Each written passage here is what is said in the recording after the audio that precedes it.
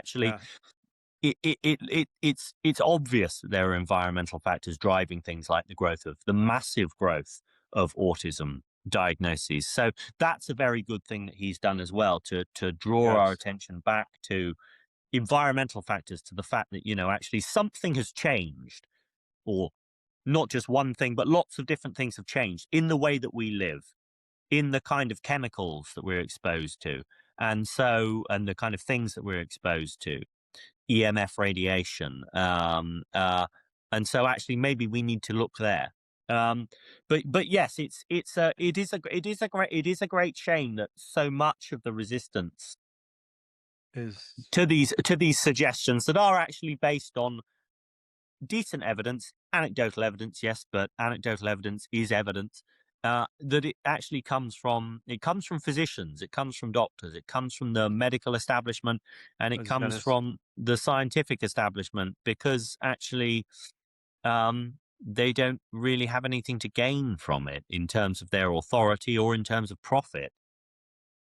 I was gonna say the establishment, for some reason, they're open to Mm, in cancer. yeah. They don't say, oh, it's just genetic, but in autism, it's just genetic. Mm, And yeah. but they're open to that in cancer, but somehow in autism they don't want to see that, which Mm, is which is so again, and it does get a little annoying for me, because they play dirty. They'll say something like, this guy who's got a worm in his brain is telling me that I should that autistic children are not, they lose the plot on mhm. something that is so important to so many people, Yes. Yeah, you know yeah, and it's a great shame, and it is an indictment of the way that science is done now, of the scientific establishment, that it has lost contact with its roots in genuine experimentation, in genuine curiosity, um, and also in, a lot of the great scientists were mavericks. You know, Mhm. the man, I forget his name, very brave man, who discovered that stomach ulcers are caused by Helicobacter pylori, a Oh, particular yeah. bacterium. To prove that, he drank a jar of Helicobacter pylori and developed Also, stomach ulcers, yeah, because nobody would believe him. I mean, that is actually, like, that's how science is done. yeah, yeah.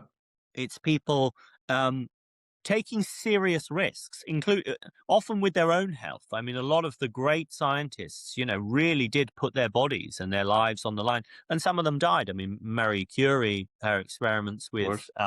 with radium, Yeah. she ended up developing a cancer and dying, because she's handling these radioactive pieces of radium. But uh, yeah, I do think that, and this is something else, actually. This is another thing. RFK Jr. has said we need to go back to proper science.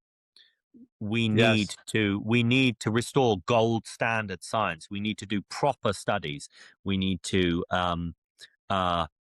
stop industry, the big pharma, big ag, Yeah. whatever, big chemical, from tipping the scales, putting their thumb on the scale, from funding research that suits their own agenda. Um, we need to go back to real gold standard science. And he's right. He's absolutely right.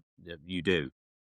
And again, what I find amazing is, between CDC, NIH, and so on, there's so much money available Yeah. that it doesn't take much money to run a study on autism.